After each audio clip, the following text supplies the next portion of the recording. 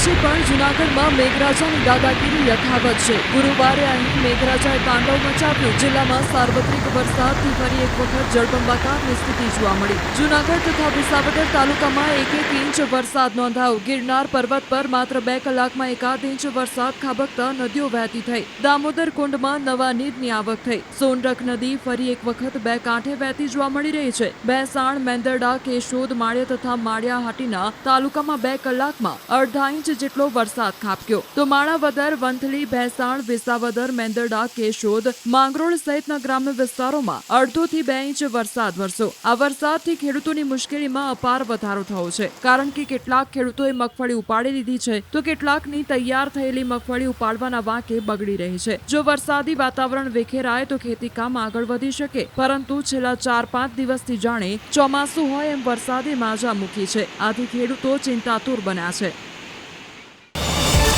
QR code scan કરો અને download કરો ન્યૂઝ 18 એપ। મેળવો ગુજરાત અને દેશ દુનિયાની પળે પળની અપડેટ્સ।